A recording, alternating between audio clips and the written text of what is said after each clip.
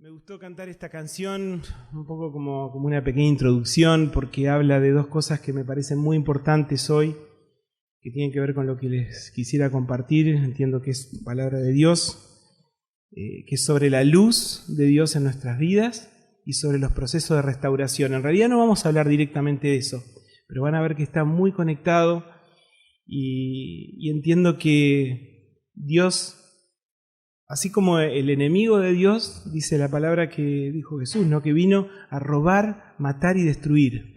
Después vamos a tener que hablar un poco más de ese sujeto que no me gusta mencionarlo, pero que es real y es todo un problema. Jesús vino a hacer todo lo contrario, a dar vida, vida abundante y a restaurar todo lo que el enemigo había roto, ¿no? Entonces, algunos quizá ya hace mucho que empezaron este proceso de restauración en sus vidas y ya tienen toda una historia para contar de cómo Dios fue sanando, arreglando, haciendo nuevo, porque en realidad Dios no emparcha mucho las cosas, sino que más vale arranca de nuevo y hace las cosas nuevas, bien, como debieran haber sido desde el principio. Otros quizá hace poquito tiempo que empezaron ese proceso de sanidad y restauración en sus vidas, y otros están deseando que eso pueda comenzar. Bueno, si estás deseando que ese proceso de Dios pueda empezar porque sabés que hay algo que es necesario que pase en vos, en tu casa, y sabés que ese algo está conectado con este Dios a quien quizá conocés muy poquito, como que sospechás que hay algo importante en este Dios que necesitas, bueno, Dios está deseoso de poder empezar esa tarea y el quiero lo tenés vos, como en el truco, el quiero lo tenés vos. Si vos le decís, quiero, Señor, entrar a mi vida y empezar a trabajar, Él lo va a hacer. Él lo va a hacer. Amén.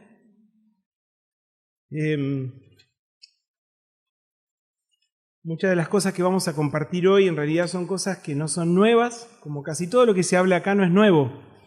En realidad todo está basado en palabras que se escribieron hace muchísimos años y la iglesia lleva miles de años hablando acerca de estas palabras de Dios. Y siempre son como nuevas para el que lo necesita en ese momento escuchar, ¿no? Y hay cosas que en realidad las escuchamos mil veces, pero nunca las podemos vivir. Escuchaba la otra vez una frase interesante que decía que en realidad no necesitamos aprender muchas cosas nuevas acerca de Dios, sino poder vivir las que ya sabemos. Ya ahí tenemos todo un trabajo. Entonces, sea poquito o mucho lo que sabés acerca de este Dios, si empezás a vivirlo y a ponerlo en práctica, vas a ver cómo los milagros empiezan a ocurrir en tu vida también. Los que estuvieron el año pasado y el anterior hemos tenido todo un proceso que todavía continúa. Se han hecho grupos de discipulado, casi toda la iglesia ha estado participando en algunos de estos grupos. Y habíamos aprendido que según la Biblia podemos identificar a nuestros enemigos básicamente como tres. Son tres paquetes de enemigos, ¿sí? ¿Y por qué vamos a hablar de esto? Porque en realidad en este proceso de restauración que Dios ya inició y está continuando desde el tiempo que sea hasta ahora, nos vemos muchas veces con tropiezos. Y hay situaciones que surgen que frenan ese trabajo de Dios en nuestras vidas. Y ese proceso que se frena no es casual. En realidad hay todo un dispositivo del enemigo que trata de hacernos tropezar. Bueno, pero ¿quién es nuestro enemigo? Hoy vamos a hablar un poquito de esto. El enemigo, la Biblia identifica, y en el Nuevo Testamento podemos encontrar básicamente tres. Hoy vamos a aprender acerca de esto y vamos a ver lo que pasa con eso. Porque resulta que no es un enemigo que venga de frente, sino que es un enemigo que viene de costado, viene con astucia y genera cosas en nosotros que no nos damos cuenta que es la acción de ese enemigo. Ahora vamos a entender un poco más de esto. Por un lado, vamos a buscar en 1 Juan 5:19, la epístola de 1 Juan, una carta muy cortita acerca del Apocalipsis ya.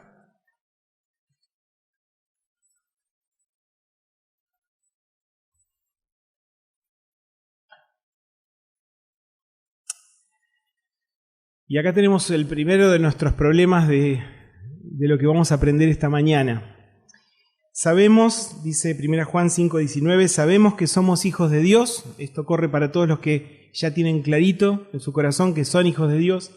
Sabemos que somos hijos de Dios y que el mundo entero está bajo el control del maligno. O sea que somos de alguna forma como la mosca en la leche, ¿no?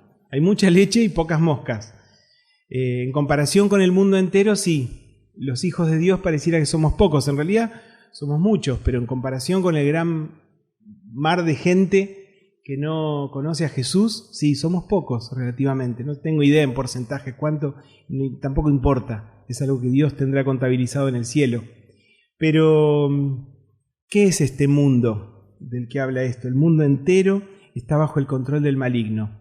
Cuando hablamos del mundo, la palabra que se usa en la Biblia original es cosmos. De ahí viene la idea de la cosmovisión, por ejemplo, viene de esa palabra, ¿no?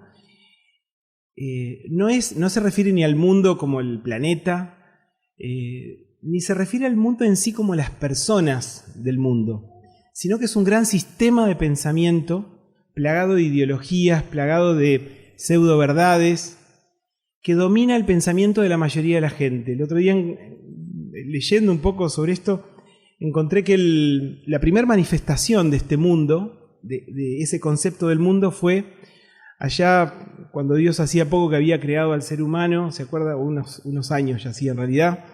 Estaba Adán y Eva con sus hijos Caín y Abel, no sé si se acuerdan lo que pasó entre Caín y Abel. Hubo un conflicto ahí porque los dos llevaron su ofrenda a Dios. Cada uno llevó lo que mejor que le parecía, pero había algo en el corazón y en la ofrenda de Caín que a Dios no le gustó, y Dios rechazó esa ofrenda de Caín y se enojó muchísimo Caín y se alejó. Cuando se alejó, fundó su propia familia, su propia ciudad después, con sus propios medios y recursos para moverse. ¿Y cuál era el orgullo de ese nuevo grupo humano ahí? Que no necesitaban a Dios. Se arreglaban perfectos sin Dios. Es la primera aparición como muy visible del concepto del mundo. Es el mundo sin Dios. Vivimos bárbaros sin Dios, no lo necesitamos. Algunos llegaron a decir Dios se murió, como diciendo el concepto de Dios es algo ya del pasado, los viejitos que iban a la iglesia y que creían en esas pavadas. Dios no existe. Bueno, en realidad es complicado para esas personas porque se van a encontrar pronto con alguien que sí existe. El mundo está lleno de ideologías y formas de explicar las cosas que tratan de satisfacer la mente de las personas y darle la sensación de que tienen algo bajo control. Sin embargo, no cuesta mucho, solo con mirar algunos noticieros, ya nos vamos a dar cuenta que el mundo se complica, aplicando todas sus teorías fantásticas para funcionar sin Dios, se complica y se enrieda cada vez más, afectando toda la creación. En este momento es dramático lo que pasa con todo el cambio climático. Acá en esta semana tuvimos la temperatura más alta de todo el país en Comodoro Rivadavia, y en Brasil estaban con nieve, ¿no? O sea, todo trastocado, y así en el mundo las inundaciones, todo porque es todo frutos, resultados de las formas que el mundo trató de manejarse, sin Dios. Bueno, nosotros estamos afectados por ese mundo. Cuanto más nos dejamos llenar la cabeza por este mundo afectado por el maligno, bajo el control del maligno, vamos encontrando explicaciones lógicas para un montón de cosas que pareciera que son lógicas y que a las cabezas de unos cuantos les dan cierta satisfacción como que está bien. Pero lo que estamos aplicando en realidad son leyes que no corresponden, que no funcionan para los que vivimos en el reino de Dios. Después el otro enemigo que se menciona, podemos buscar en Romanos 8, capítulo 7. Estamos identificando ahí para entender quiénes son y cómo actúan. Romanos 8. En el versículo,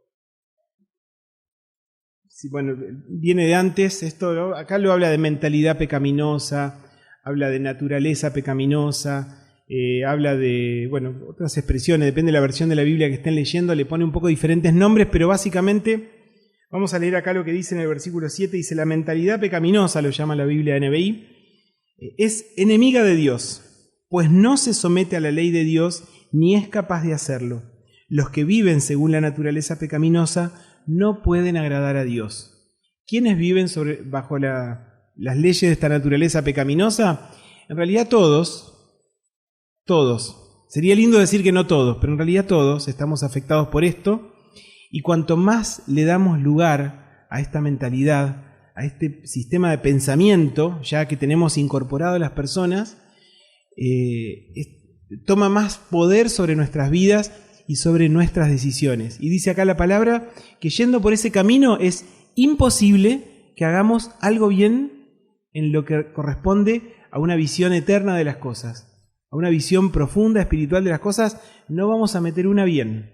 Todo va a salir mal, a la larga o a la corta, porque estamos caminando sobre terreno pantanoso, ¿sí? Esta mentalidad sin Dios, esta mentalidad del pecado, lo que lleva es porque por ahí uno dice de pecado, bueno, yo no ando todo el tiempo buscando pecar, algunas cosas debo hacer bien, ¿no? No soy tampoco tan desastroso. Bueno, en realidad lo vemos muy patente cuando todo lo que hacemos trata de dejarnos contentos a nosotros mismos.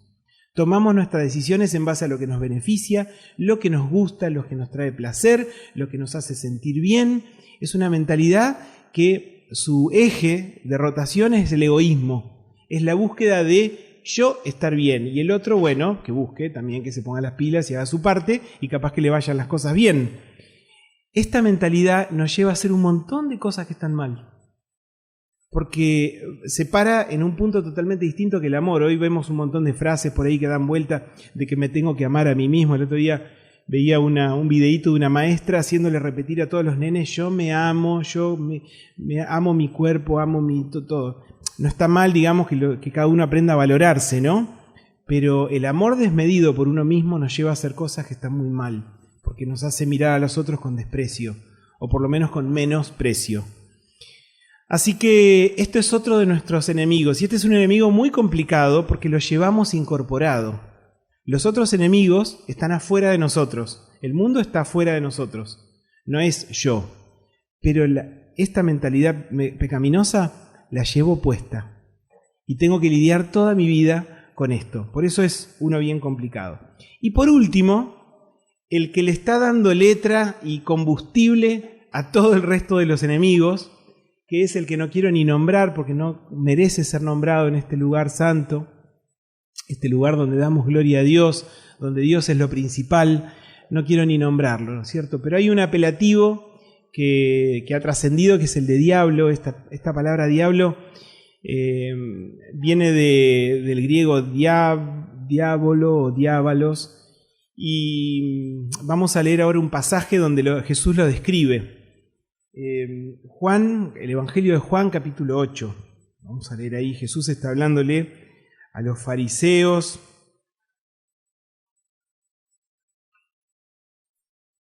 Y les está dando con un caño a los fariseos. Siempre Jesús le daba con un caño a esos señores que se sentían tan dueños de toda la verdad y de todo el conocimiento, pero sus vidas dejaban tanto que desear.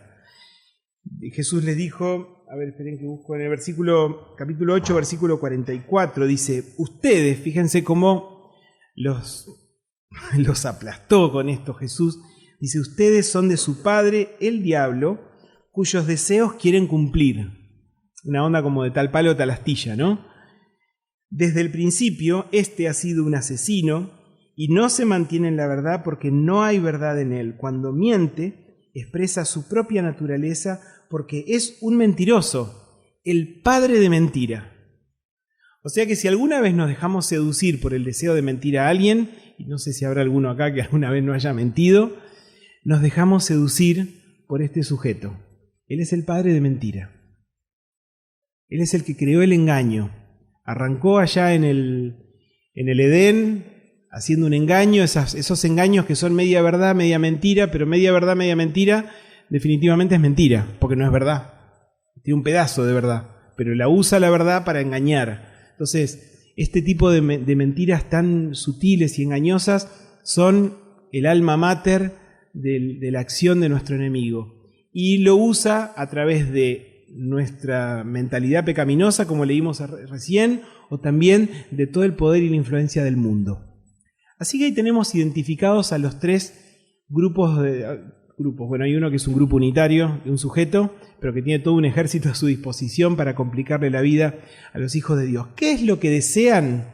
Desean frenar este proceso de restauración que Dios inició en las vidas de sus hijos. Y, como fin último, hacer pomada todo lo que puedan en el mundo. Todo. Porque destruyendo a las personas, si el otro, ese otro, me destruye a mí, afecta de tal manera a mi familia que también voy a arruinar las vidas de mi familia. Y si ellos están con sus vidas arruinadas, van a hacer todo mal también, ¿sí? Y van a tomar malas decisiones. Y van a dejar que decisiones egoístas dominen en sus vidas. Y fíjense lo que pasa cuando las decisiones egoístas dominan en las familias. Fíjense lo que pasa cuando las decisiones egoístas dominan en los gobiernos, en las empresas, en los organismos, en los negocios.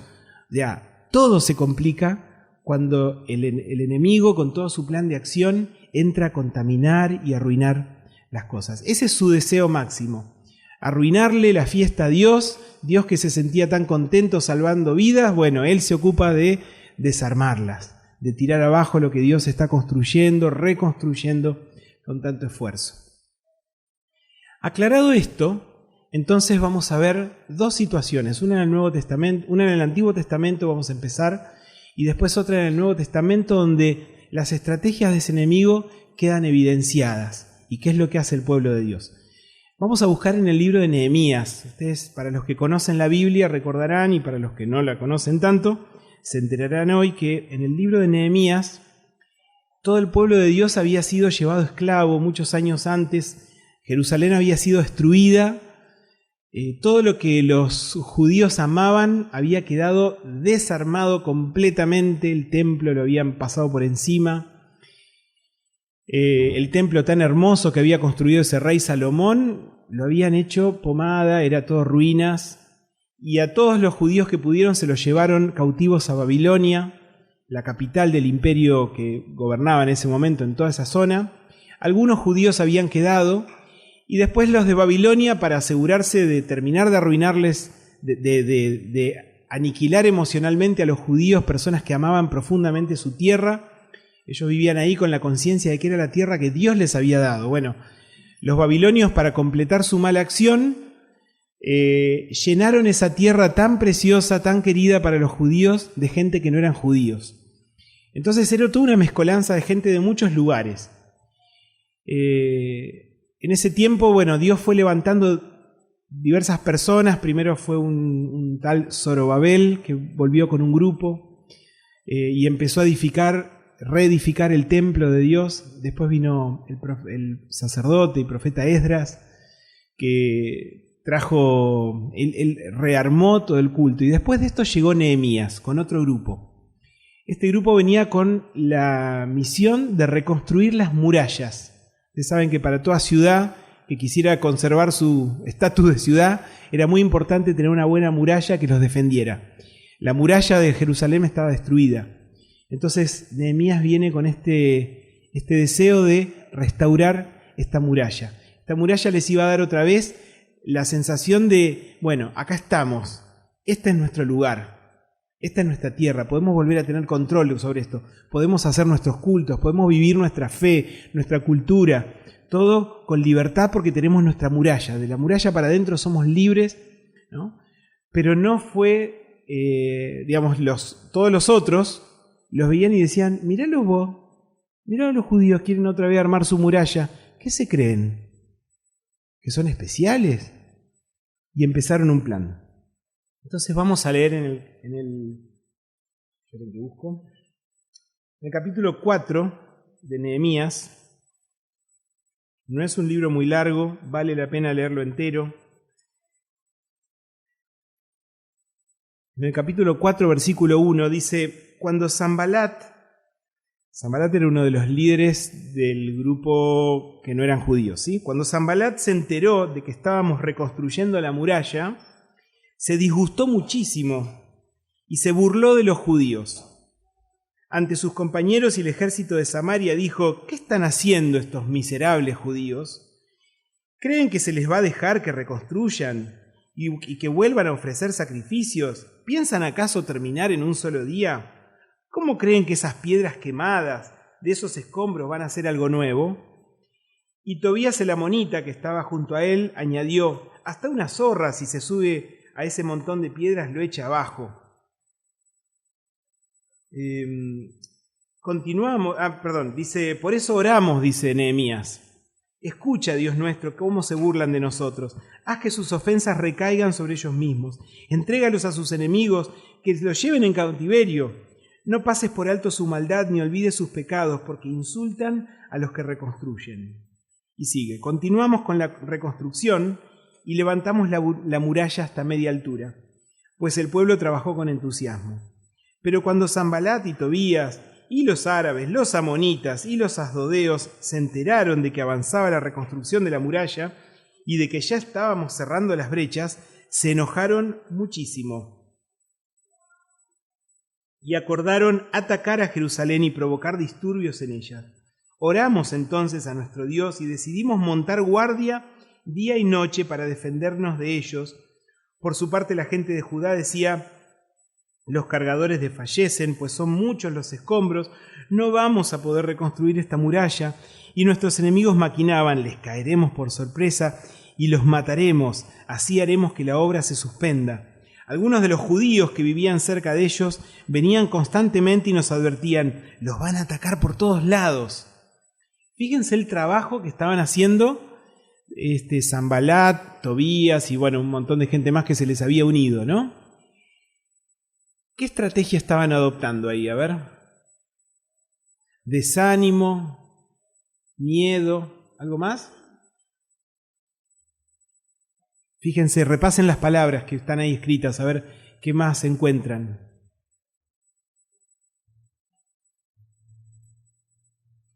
Vamos, yo les tengo fe. Burla. ¿Algo más que encuentran? Claro, sí, se están juntando todos en contra nuestro, ¿no? Mucho miedo. Toda una cosa de desprecio, de minimización, de decir, esa porquería que están haciendo, hasta una zorra si se sube ahí lo tira, ¿no? Bueno, mucha estrategia de desánimo. Podríamos englobar todo eso en una estrategia de desánimo. Entonces la intención de ellos era detener la reconstrucción. Y voy a estar haciendo todo el tiempo un paralelo con lo que nuestros enemigos quieren con nosotros, ¿sí? Nuestros enemigos quieren detener... Uy, ¿está todo bien? Sí. Bueno. Nuestros enemigos quieren que se detenga este proceso de sanidad que Dios empezó en nuestras vidas. Y va a hacer todo lo posible para que esto sea así. Estos sujetos querían detener el proceso de reconstrucción y apelaban a un desánimo. ¿Por qué apelaban al desánimo? Porque había cosas reales que eran desanimantes. Hablan de que las pilas de escombros eran tan grandes. Y a veces en nuestra vida tenemos todas las soluciones que Dios propone son tan complicadas. Hay que hacer esto, hay que hacer lo otro, hay que dejar esto de más allá. ¡Qué lío! Es desanimante. Entonces, acá tenemos un concepto clave. El enemigo, ¿dónde hace pie para frenarnos? En nuestros puntos débiles. Si sabe que sos una persona que va re para adelante y que no se frena con nada, ni se va a gastar mucho con esa parte, porque no tiene esperanza de éxito. Pero todos tenemos áreas débiles, ¿sí? Y el enemigo está buscando que tropecemos en esas áreas débiles. Yo estoy pensando en cosas como nuestro carácter, nuestros enojos, estoy pensando en nuestros miedos, todo lo que nos rodea y que nos da miedo, nuestra baja autoestima, nuestra incredulidad, nuestra incapacidad o dificultad, vamos a decir, de creer lo que Dios dice. ¿Sí? Nuestra autosuficiencia, eso también es un área débil. Yo puedo todo, córrete Dios, yo me manejo esto lo tengo claro, yo lo hago. ¿Sí? Nuestra autosuficiencia, nuestras faltas de perdón. Tenemos ahí un dramón que ocurre cuando no podemos perdonar o cuando no podemos aceptar o cuando no podemos arrepentirnos también, ¿sí? Nuestra autocompasión, pobrecito yo, todos me hacen daño y todo ese tipo de pensamientos que muchas veces nos llegan. Todo el mundo de nuestra sexualidad que a veces está muy desordenado también y que pueden pasar cosas muy turbias por ahí. Bueno, el enemigo va a buscar hacernos tropezar con esas cosas porque sabe que son áreas débiles y tiene esperanza de éxito para frenar el trabajo que Dios quiere hacer en nuestra vida. ¿Qué va a lograr con todo esto? Va a lograr apartarnos, quitarnos las pilas y apartarnos, ¿sí? que dejemos de hacer todas las cosas que sabemos que son buenas, que dejemos de esforzarnos en el reino de Dios, que dejemos de buscar a Dios, que dejemos de orar, que dejemos de leer la Biblia. Es peligrosísimo para el enemigo que nosotros leamos nuestra Biblia. Así que si a alguno le cuesta mucho leer la Biblia, sepa, hay toda una estrategia del otro para que no leamos nuestras Biblias, porque en esa Biblia están las claves de todo nuestro éxito. Entonces no quiere que leamos la Biblia. Y en definitiva, apartarnos de todo lo bueno. Muchos de los que estamos acá tuvimos etapas en las que nos alejamos de Dios. Nos alejamos en el corazón, quizá veníamos a los cultos, asistíamos, cumplíamos nuestras obligaciones, pero sin pasión. Y en realidad en el fondo ni siquiera estábamos buscando a Dios. Y otros quizá llegamos a alejarnos en todos los sentidos, o sea, no pisar la iglesia por un tiempo, mucho tiempo. A todos los que nos alejamos de Dios, y que nos alejamos porque teníamos nuestras buenas razones para alejarnos de Dios, tenemos que saber algo. En realidad lo que pasó ahí es que alguna de las estrategias del enemigo tuvo éxito. Hubo una, por lo menos, o un montón, que dieron en el clavo. Pisaron en nuestra debilidad y no pudimos defendernos de eso, porque no nos dábamos cuenta, pensábamos que tenía sentido lo que estábamos haciendo y sin embargo estábamos cediendo ante las estrategias de nuestro enemigo que quiere separarnos de Dios. Bendito sea el Espíritu Santo que los trajo de vuelta. ¿Y cuántos hay todavía ahí en la calle que el Espíritu Santo está trabajando para traerlos de vuelta, pero se ponen ahí resistentes porque tienen muchas buenas razones para no dejarse llevar por el Espíritu de Dios, por no dejarse guiar, para no dejarse guiar por esto que Dios quiere hacer y atraerlos? Pero bueno, en muchas iglesias, en esta también hay un ejército de oradores, de intercesores que claman para desarmar esas estrategias del enemigo y que la luz de Dios pueda volver a entrar a los corazones y que todos los que están ahí por la calle todavía sintiéndose que tienen razón en estar lejos de Dios, bueno, en un momento esa presencia de Dios que los está tocando y llamando va a producir el efecto deseado. Así que esto es para pensarlo bien, ¿sí? ¿Qué pasó con nosotros o qué le está pasando a la persona esa por la que oramos y que le pedimos que vuelva al camino de Dios? Bueno, alguna estrategia del enemigo dio en el clavo, encontró pie y se plantó ahí. Y a veces se plantan ahí literalmente y echan raíces, y a veces sacar esas raíces lleva tiempo, es muy difícil, ¿sí? Pero Dios es persistente y lo va a lograr. Seguimos leyendo, habíamos leído hasta el versículo 12. Vamos a leer a partir del versículo 13 lo que pasó después. Dice: así que puse a la gente por familias, esto lo está contando el mismo Nehemías. Puse a la gente por familias, con sus espadas, arcos y lanzas, detrás de la muralla, en los lugares más vulnerables y desguarnecidos. Luego de examinar la situación, me levanté y dije a los nobles y gobernantes y al resto del pueblo: no les tengan miedo. Acuérdense del Señor, que es grande y temible, y peleen por sus hermanos, por sus hijos e hijas, y por sus esposas y sus hogares. Una vez que nuestros enemigos se dieron cuenta de que conocíamos sus intenciones y de que Dios había frustrado sus planes, todos regresamos a la muralla, cada uno a su trabajo. A partir de aquel día, la mitad de mi gente trabajaba en la obra, mientras la otra mitad permanecía armada con lanzas, escudos, arcos y corazas. Los jefes estaban pendientes de toda la gente de Judá, tanto los que reconstruían la muralla como los que acarreaban materiales. No descuidaban ni la obra ni la defensa. No sé si alcanzan a captar las conexiones con lo que tenemos que hacer, ¿sí? Si no lo aclaramos ahora.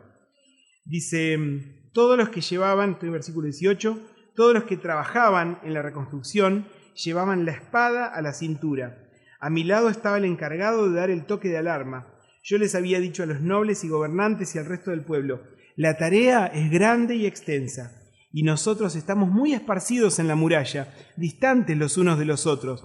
Por eso, al oír el toque de alarma, cerremos filas, nuestro Dios peleará por nosotros.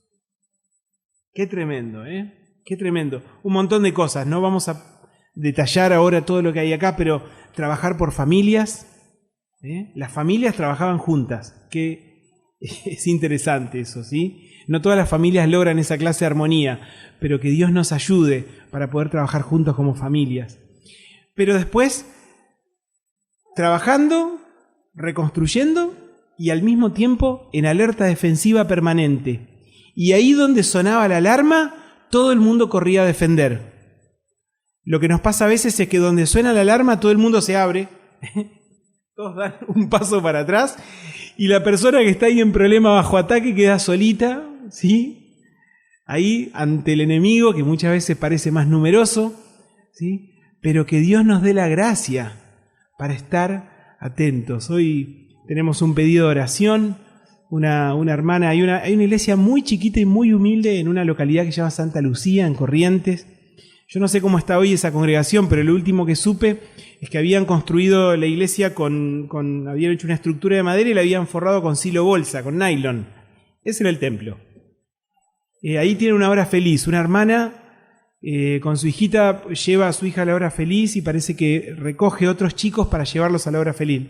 Para los que no saben, la hora feliz es como la escuelita bíblica, ¿sí?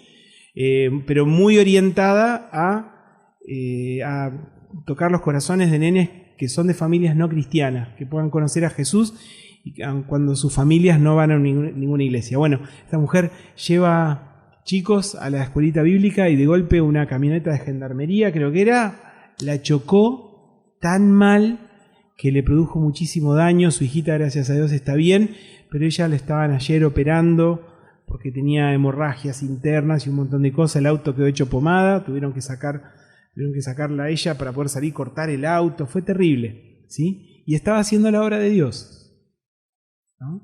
Entonces, ¿qué hacemos el pueblo de Dios? Bueno, los que están ahí cerca están atendiendo, ocupándose de la familia y todo. Los que estamos lejos, oramos por esta persona, ¿sí? Orá por tus hermanos, orá por tus hermanos.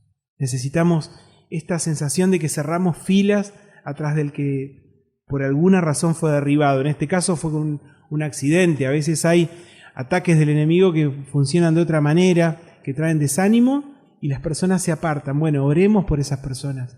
No nos dediquemos a criticarlos, a encontrar razones que, claro, si con todo lo que estaba haciendo, ¿cómo va a venir a la iglesia, no? No, todos necesitamos la iglesia, todos necesitamos la familia de Dios, todos necesitamos el lugar donde se manifiesta la presencia de Dios a nivel congregacional, más allá de que Dios se manifiesta en cada hogar también, ¿no? Pero todos necesitamos esto. Entonces, seamos de bendición para todos los que les cuesta mantener este vínculo. Otra cosa que me llamó la atención de ese pasaje, y con esta parte cerramos el tema del Antiguo Testamento, es que los judíos se dieron cuenta de la estrategia del enemigo. La pescaron, nos quieren desanimar. ¿Y sabes qué? Dios está con nosotros. No importa lo que nos digan, Dios está con nosotros. Lo que ellos nos digan nunca va a ser más grande que un Dios que está de nuestro lado y que está trabajando con nosotros. Así que digan lo que quieran.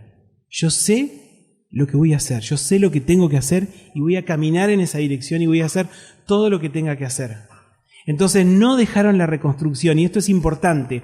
Cuando estamos atacados, cuando estamos desanimados, cuando estamos en problemas, no pararnos en esos problemas para decir, bajo los brazos, no puedo, estoy cansado, necesito un año sabático, no sé, lo que quieras llamar. No, tenemos que seguir el trabajo. Es como una doble línea de trabajo. Por un lado, que Dios pueda seguir reconstruyendo nuestra vida.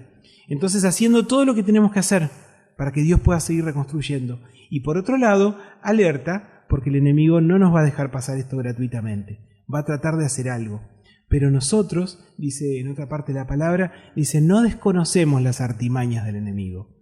Aunque a veces sí las desconocemos. Estaría buenísimo que no las desconozcamos, pero a veces las desconocemos y entran. Cuando te ves asediado, cuando te ves atacado, busca la luz de Dios. Busquemos la revelación de Dios. Busquemos que el Señor nos muestre. Si no entendés por qué te pasa lo que te pasa, Busca la luz de Dios. No busques explicaciones en quienes no entienden nada de la palabra de Dios, en quienes no entienden a Dios, en quienes no entienden tu experiencia como hijo de Dios. No te van a poder ayudar en esto. Serán geniales amigos, pero en esto no te van a poder ayudar. Tenés que buscar que Dios traiga luz y puedas entender qué es lo que está tramando tu enemigo, dónde está queriendo hacer pie en tu vida, para que lo puedas impedir. Por fe, parándote en el Señor y sabiendo que el Señor te defiende, pararte y decir, no me va a derribar, no me va a derribar. Ahora vamos a buscar en Mateo 16, el último pasaje que leemos hoy, Mateo capítulo 16.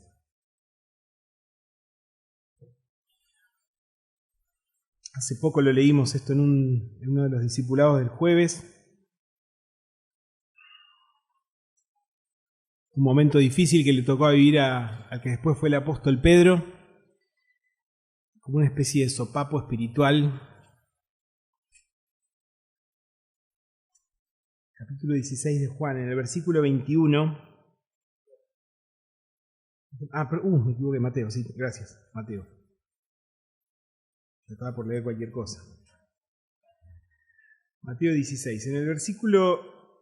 No lo vamos a leer, pero en el pasaje antes de esto, que está entre el versículo 13 y el 20, el apóstol Pedro tiene una revelación del Padre. Jesús dijo, esto te lo reveló el Padre, porque de golpe él como que tiene una claridad absoluta que quien está ahí, este Jesús de quien él está aprendiendo, de quien está acompañando, evidentemente no es un tipo cualquiera, es el Hijo de Dios, es el Mesías, es el que vino a salvarnos.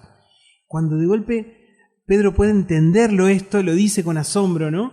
Y Jesús le dijo, qué bárbaro, Pedro, porque esto no lo aprendiste de tu papá y de tu mamá, esto te lo reveló el Padre.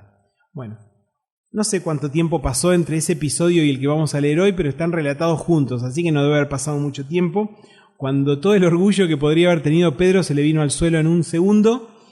Dice en el versículo 21, capítulo 16, versículo 21. Desde entonces comenzó Jesús a advertir a sus discípulos que tenía que ir a Jerusalén y sufrir muchas cosas a manos de los ancianos, de los líderes del pueblo judío, ¿no? De los jefes de los sacerdotes y de los maestros de la ley, y que era necesario que lo mataran y que al tercer día resucitara. Esto les explicaba Jesús. Evidentemente sus discípulos lo miraban como diciendo, este tipo está delirando, no sé qué le agarró ahora, dice que lo van a matar. Y que encima que va a resucitar, no entendían nada, ¿no? Pedro lo llevó aparte y lo quiso hacer entrar en razón a Jesús, porque estaba como delirando un poquito, según él, y comenzó a reprenderlo. De ninguna manera, Señor, esto no te sucederá jamás. Jesús se volvió y le dijo a Pedro, aléjate de mí, Satanás.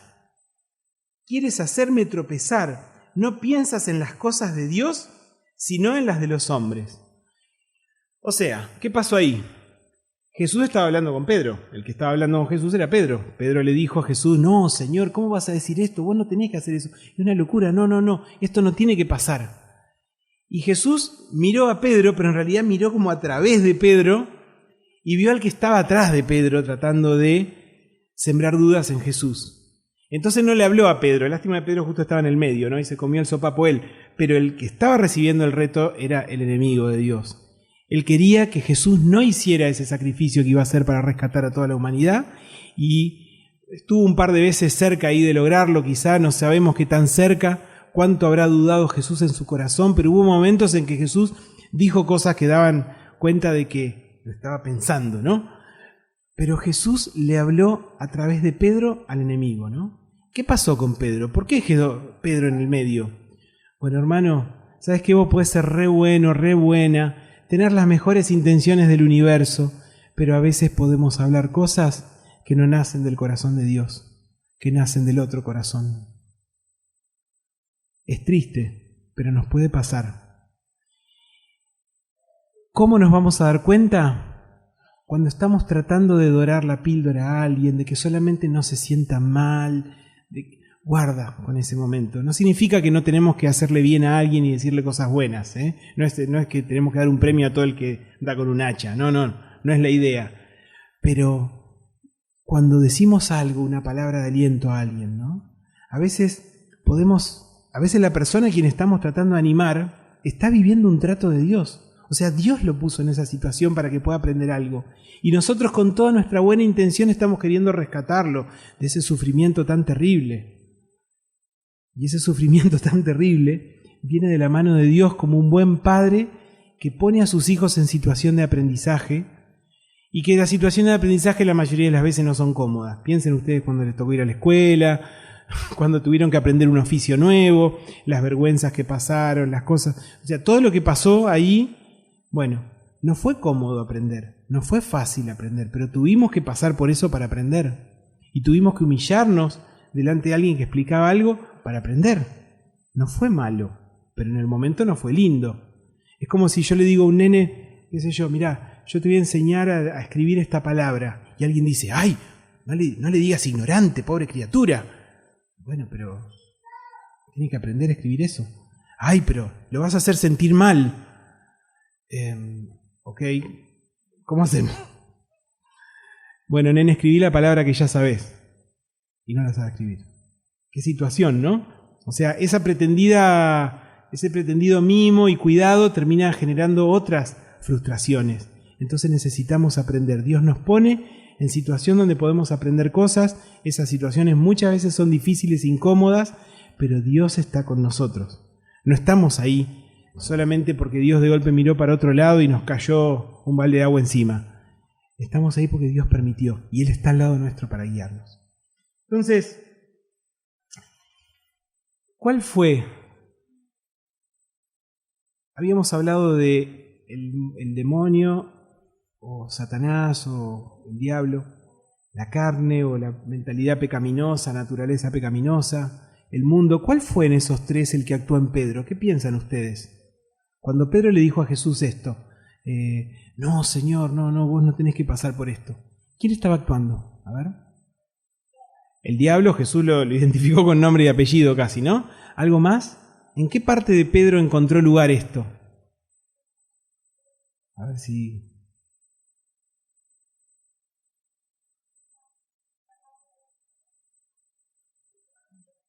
En el razonamiento natural, en la carne o naturaleza pecaminosa, en esto que busca siempre egoístamente el placer, el beneficio y todo eso. Esto que Jesús estaba diciendo definitivamente no era ni placentero ni beneficioso para Jesús, por lo menos hasta lo que se alcanzaba a ver en ese momento. Entonces, claro, el Mesías tenía que venir para reinar, para triunfar, no para morir. ¿Qué onda con este Mesías fracasado que muere? No podía ser, ¿no es cierto? Está bien, o sea, fíjense cómo usó todo eso el enemigo para actuar en la mente de Pedro y que le diga como súper chispita, que le diga a Jesús, no, Señor, te estás equivocando. Pero Jesús identificó al toque eso, ¿no? Entonces, nosotros, el día que estás desanimado, el día que estás enojado, que estás triste, el día que no tenés ganas de hacer nada para Dios, el día que te da unas ganas bárbaras de darte todos los gustos no buenos que venís fantaseando hace rato y decís hoy es mi día, ese día, ¿no? ¿Podés identificarlo? ¿O te dejás seducir por el yo me merezco esto, yo necesito tener mi espacio, no sé, las explicaciones que cada uno encuentren, ¿no? Hermano, son estrategias de tu enemigo para hacerte tropezar y para frenar esta obra que Dios empezó en tu vida para reconstruir. No seamos tan sonsos de dejarle la batalla ahí servida a nuestro enemigo. Y decimos, viene con todo y le decimos, está bien, me rindo, ya está. No me pegues. Que no nos entreguemos tan fácil, sino que podamos batallar, ¿sí? Que podamos batallar, levantarnos, porque más grande es el que está con nosotros que el que está con ellos. Tenemos todas las de ganar. Y si algo salió mal y no ganamos una batalla, hermano, nos paramos y seguimos peleando igual. Porque nuestra vida es eterna. No nos va a hacer pomada, no nos va a aniquilar. Nuestra vida es eterna. Así que podemos confiar en eso y nos levantamos en fe. Y si no tenés fe suficiente, pedile a otro que te ayude a levantarte en fe. No que te venga a hacer un mimo, que te ayude a levantarte en fe. No tengamos tanto automisericordia, pobrecito yo, la paso tan mal, necesito que me quieran mucho.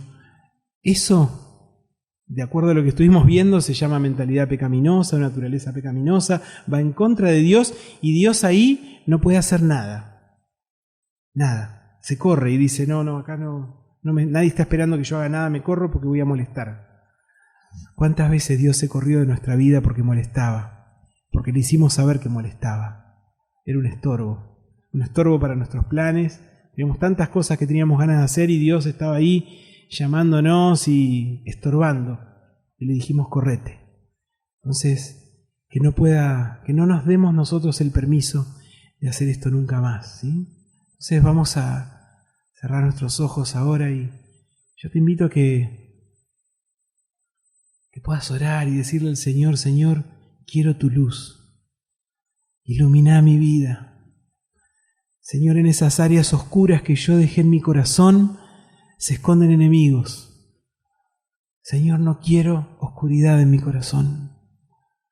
No quiero darme el permiso de la oscuridad, porque ahí donde deje un rincón oscuro sin tu luz, ahí va a haber alguien esperándome para hacerme tropezar. Señor, no quiero tropezar más, no quiero alejarme más, no quiero insultarte más, Señor. No quiero despreciar más esa misericordia y esa gracia con la que me llamaste y me seguís llamando cada día. Yo te necesito, Señor. Yo te necesito, Señor. Yo te necesito. Necesito esa luz tuya, Señor. Perdóname, Señor, porque tantas veces me dejé seducir por esas voces en mi corazón. Señor, hoy puedo ver con más claridad de dónde salían y puedo darme cuenta de mis errores. Señor, no soy perfecto. Me falta mucho para llegar a ser perfecto. Señor, pero te tengo a vos. No necesito ser perfecto. Te tengo a vos, Señor. Eso sí, no quiero que me faltes. Señor, no te apartes de mi lado. Señor, aunque a veces yo mismo quiera echarte, no te vayas, Señor. Y seguí llamándome. Y seguí buscándome como lo hiciste 1000 veces, Señor. Oh Dios, Señor, ten misericordia de mí una vez más. Aleluya, Señor, hacé en mí las cosas nuevas. Señor, empezá esa obra nueva en mi vida. Señor, no quiero solo que le pases una capita de revoque y enduido arriba de todo lo malo que hice, Señor. Quiero que vuelvas a fundar mi vida, Señor, sobre un fundamento nuevo, Señor, y hacer las cosas bien, porque te tengo a vos. Oh Dios, Señor, te necesito, Señor, te necesito.